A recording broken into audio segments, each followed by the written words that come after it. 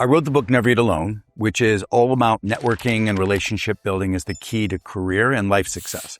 And I can say that today I've built an extremely valuable network. But here's the question I think about sometimes. What if I lost all of it tomorrow? Every contact, every relationship, every friendship, every deep connection, my whole reputation, the entire Rolodex, just gone. And I got dropped into a brand new city where not one single person knew my name. How would I rebuild it from zero? So let me give you the exact thing that I would do to build as quick as possible. Here's what most people do when they're starting from nothing. They, quote, go to network. They hit the events. They work the room. They hand out business cards. They fire off 100 connection requests on LinkedIn, and they kind of just hope. For years, that in fact was me, running around like a one-arm paper hanger, collecting business cards from people I never spoke to again or wouldn't return my call. And I'll be honest with you, in the early days before I really understood how relationships were built, my interactions, they reeked of scarcity. A lot of hustle, a lot of panic.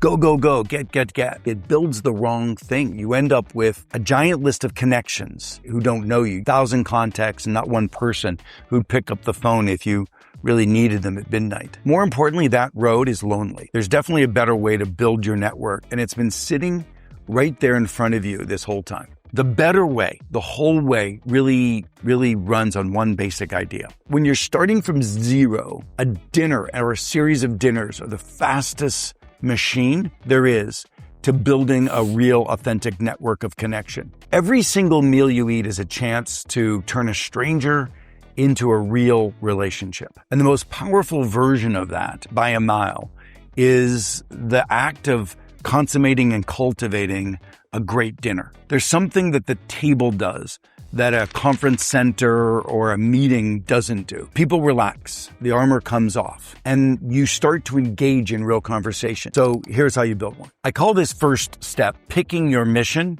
and your 25. A big mistake when you're starting from zero is trying to meet everybody. Don't.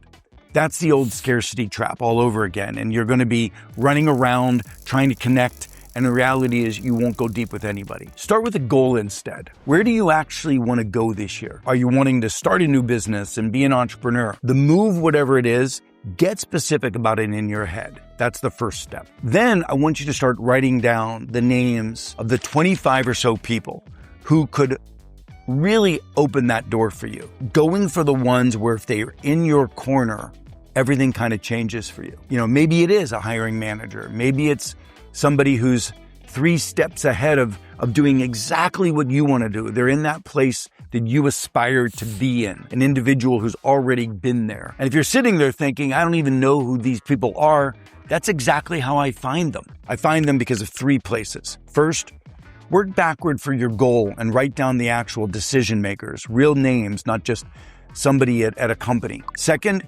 raid your own network because it's bigger than you think.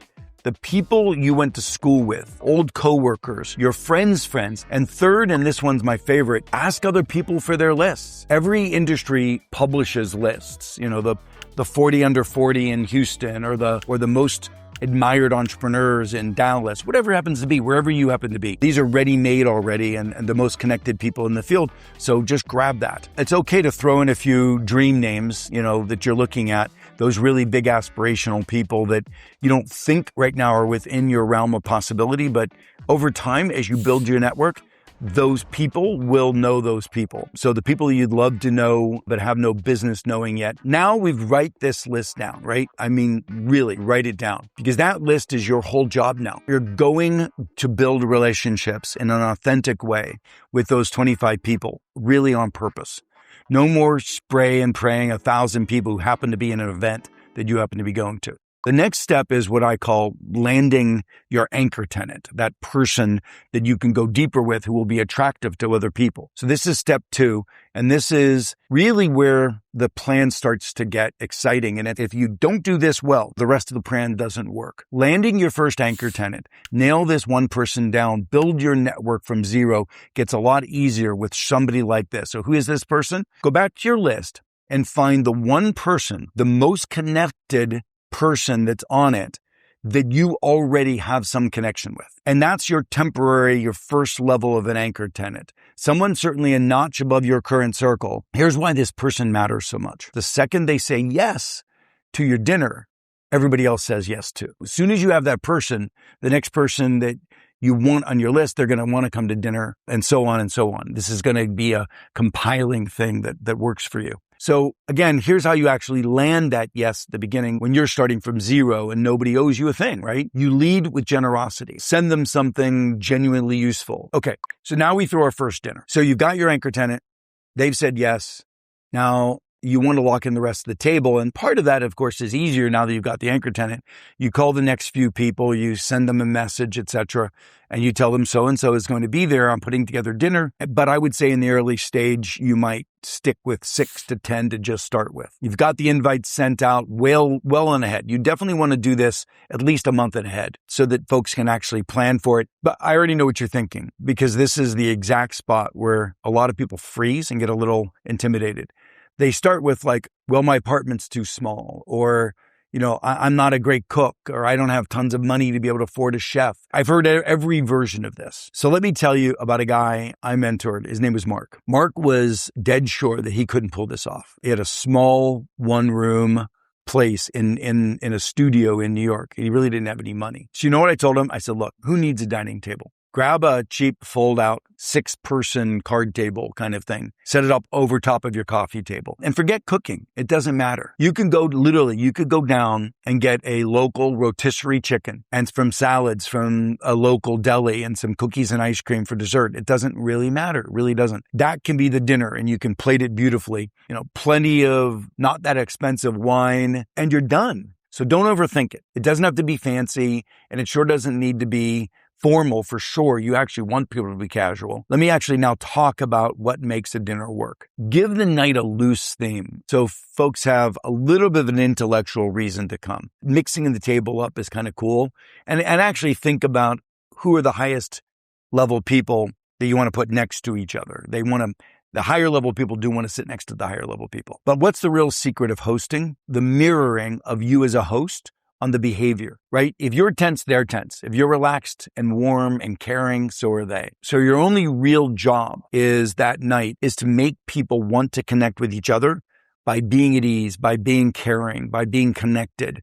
You're going to be facilitating the connections that happen that evening. So as I think about the format of the evening, people's defenses come down by the hour if you've given them the familiarity and the comfort. So the format can be the simplest possible. We call these internally intimacy dinner. It's so elegant and simple as the format, and it's called a personal professional check-in. What I want you to do is once people sit down, I would start off by saying, hey, I just want to toast everybody for what I hope will be a really meaningful evening that's born from not just a bunch of small talk, but real connectivity. Ask yourselves, what is most salient? What's most powerful? What's most important that's going on in each of your lives personally and professionally? And let's share. And personally, I'd be willing to go first just to set a tone. The key in both of these, personal and professional, is to set up something that is authentic, that is vulnerable, and not just all rosy and positive. And the point is not to elevate yourself. The point is to bond with people. And there's this wonderful recognition that I have is that there's a bridge to a deep relationship with somebody. And that bridge is empathy. You got to cross over the bridge of empathy. And empathizing is that we're all walking in the same shoes. We're all struggling with the same kind of stuff. And it doesn't be the same stuff, but we're all struggling. At a minimum, the struggle is the empathetic bridge. And the golden key as you open it up is vulnerability. Vulnerability opens up that gate to that bridge of empathy and builds that relationship on the other side. But the reality is you just have to be real. And then you do the same thing on a professional basis. Something you're struggling with. What I can promise you is that I've watched a table of total strangers turn into a total tribe in a single evening.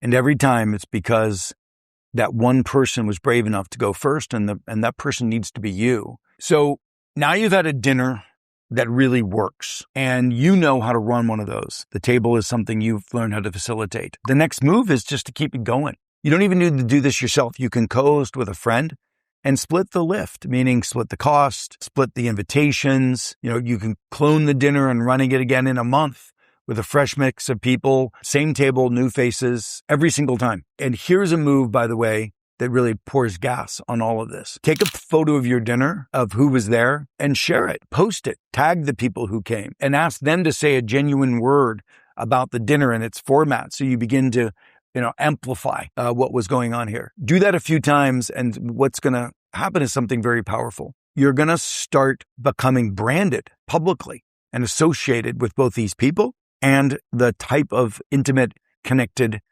network set of relationships that you build. The world sees you now in the same frame as the folks that you look up to and you affiliate with. And, you just start looking like the people who you've brought together. Here's the reason this matters so much when you're starting from zero. By hosting, you become the connector. You are the connector. That is your superpower. That's what I'm trying to build for you. You become the person other people want to hang out with because of who you put them in touch with. Think about where you started this whole thing. No status, no network, nobody who owed you a thing or knew you very well. But because the host is automatically the most important person in the room, every introduction, every friendship, every deal that comes out of that table, it will have run through you, and people will be grateful because of the connections they made that evening to you forever. As long as they meet those people, you're the reasons these people are even in touch and in each other's lives. That's the kind of pull that you can't buy. It's not a transactional thing.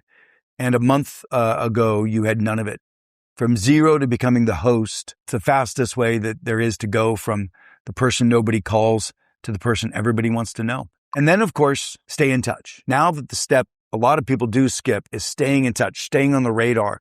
Most people build these connections and then they let them go too quiet. At the end of the day, don't do that.